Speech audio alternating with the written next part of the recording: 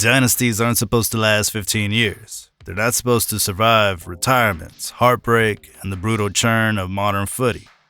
They rise, they dominate, and then they collapse. But Geelong? Think I got it right now, huh? Geelong rewrote the rules. From 2007 to 2022, the Cats built a story that defied logic. They went from humiliating drought breakers to the most feared side in the game, from shattering heartbreak to unthinkable revival. And just when the football world thought their time was over, they came back for one final roar, and it was louder than ever. In 2007, Geelong weren't just chasing a premiership, they were chasing relevance. It had been 44 years since their last flag, and for a club that had suffered more heartbreak than triumph, another September collapse felt inevitable. The Cats had made grand finals in 89, 92, 94, and 95, only to fall short every single time. They were known as the nearly men. Talented, yeah, but when the pressure was at its peak, they broke. That perception changed in one afternoon at the MCG. The 2007 Grand Final wasn't just a win, it was a demolition.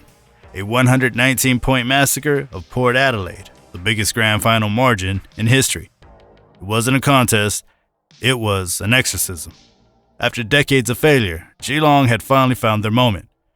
Led by Gary Ablett Jr, Jimmy Bartel, Joel Corey, Paul Chapman, Cameron Mooney, and a young captain named Cameron Ling. The Cats didn't just beat Port, they humiliated them. The dynasty had begun. The next 4 years was something footy had never seen. Geelong played a brand of football that was blistering, fast, and ruthless. They turned Cardinia Park into a fortress and the MCG into their playground. In 2008, they looked untouchable, storming to 21 wins from 22 games. The only problem? Hawthorn. The 2008 Grand Final still stings. The Cats were heavy favorites, chasing back-to-back flags. But Hawthorn pulled off the unthinkable. They smothered Geelong's run, turned the game into chaos, and claimed the premiership by 26 points. For the Cats, it was humiliation all over again. Their aura of invincibility was shattered. But dynasties aren't defined by perfection. They're defined by resilience.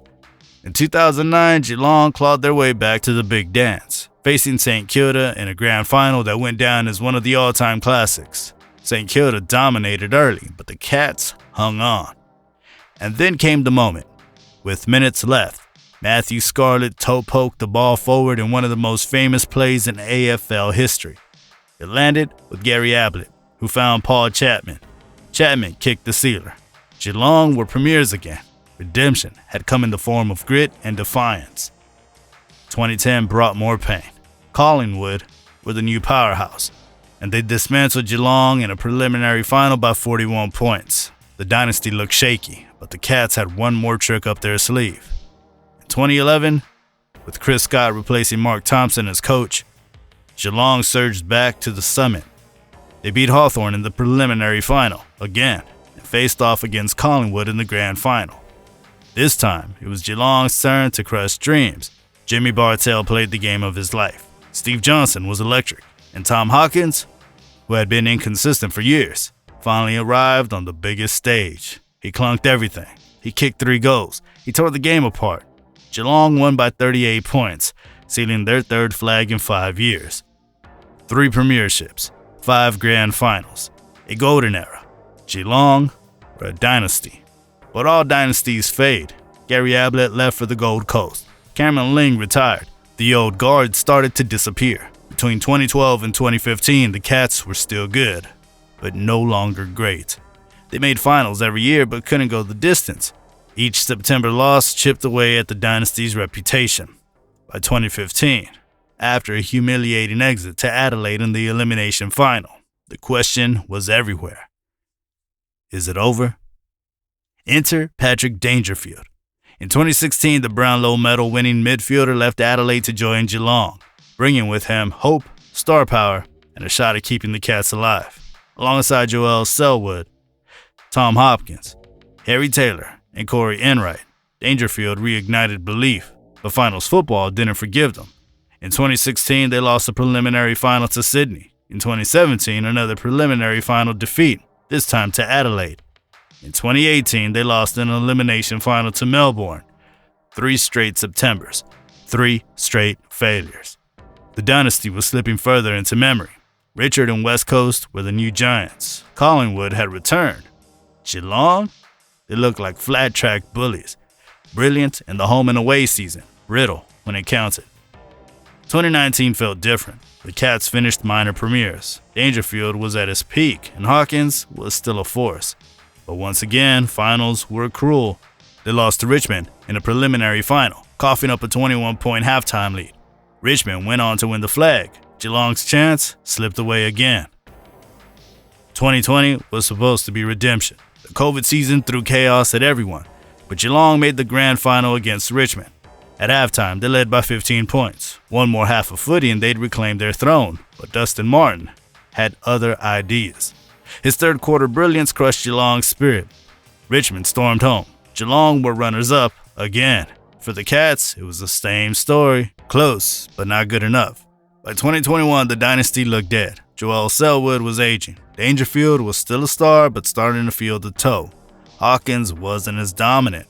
Geelong were smashed in a preliminary final by Melbourne, who went on to claim their first flag in 57 years. The gap between Geelong and the new generation, Melbourne, the Bulldogs, even Brisbane, felt too big. But dynasties don't die quietly. 2022 was the year Geelong flipped the script. Everything came together. Chris Scott rebuilt their game plan. The Cats weren't just the slow, methodical side of the past decade. They were faster, more daring, and more dynamic. Selwood, now in his 16th season, reinvented himself as the spiritual heartbeat. Dangerfield, criticized for years for his September failures, was fitter and fresher than ever. Hawkins found new life as the forward line general, and the supporting cast exploded. Jeremy Cameron, who had arrived from GWS in 2021, became the most dangerous forward in the competition. Tyson Stengel, delisted just 2 years earlier, became an All-Australian. Tom Stewart locked down defense. Mark Blackhabs did everything. Geelong didn't just win games, they obliterated them. They finished the home and away season with 18 wins and 4 losses, storming into finals on a 13-game winning streak. In the qualifying final, they survived a scare against Collingwood, winning by 6 points in a thriller. In the preliminary final, they dismantled Brisbane by 71. They weren't just in the grand final, they were ready to make a statement. And what followed was one of the most dominant grand finals ever played. On September 24th, 2022, in front of 100,000 at the MCG, Geelong obliterated Sydney. From the first bounce, it was carnage. Hawkins kicked 2 goals in the opening minutes, setting the tone. By quarter time, the Cats led by 35 points. By halftime, the game was over. Dangerfield was everywhere, crushing packs, delivering bursts of brilliance that silenced his critics. Selwood played with the desperation of a man who knew that this was his last dance. And Isaac Smith, the former Hawk, tore the Swans apart, winning the Norm Smith medal. The final margin was 81 points. Geelong, 20.13, 133, to Sydney, 8.4, 52. The biggest grand final blowout in a decade. For Selwood, it was a fairy tale farewell. For Dangerfield, it was vindication. For Hawkins, it was legacy. And for Geelong, it was the revival of a dynasty that many thought was long dead. 3 flags between 2007 and 2011, and then, after years of heartbreak, another in 2022. 4 premierships in 15 years, 6 grand finals, countless finals campaigns. No team in the modern era has stayed at the top for as long as Geelong. What makes it even more remarkable is how they did it. They rebuilt without ever bottoming out. They never tanked. They never sold the farm. They kept finding talent. Stewart from the VFL, Stengel from the scrap heap, Cameron through bold recruiting. They blended generations, Selwood and Hawkins with Cameron and Stengel, experience with hunger. And that 2022 flag wasn't just a win, it was a statement. Geelong's dynasty wasn't dead, it had evolved.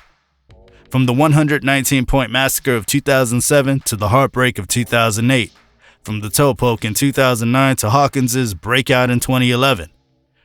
From years of September despair to the redemption of 2022, the Cats had written one of the greatest stories in AFL history. A dynasty that never really ended. It just went into hibernation. And when it broke up, it roared louder than ever.